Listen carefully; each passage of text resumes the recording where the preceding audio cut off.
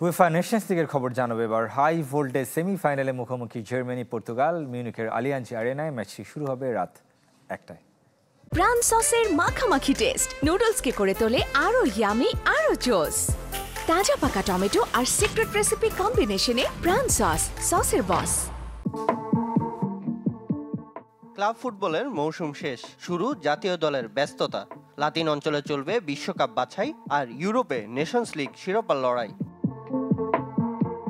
মাত্রই UEFA champions লিগের final হয়েছে আলিয়ান্স এরেনায়। মিউনিখের সেই একই মঞ্চে আজ নেশনস লিগের প্রথম সেমিতে হেভিওয়েট লড়াই।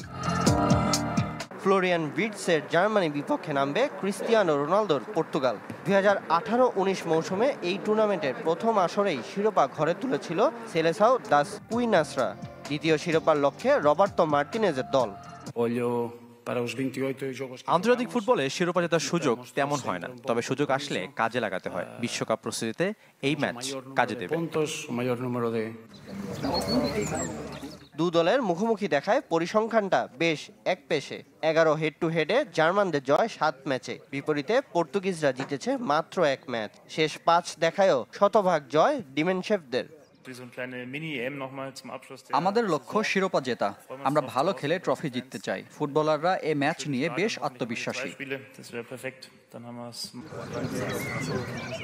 ইনজুরিতে সেমিফাইনাল খেলা হবে না কাই Havertz, Jamal Musiala, Antonio রুডিগারদের।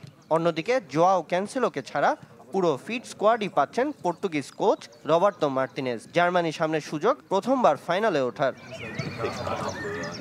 সামিনিয়া sir, channel 24।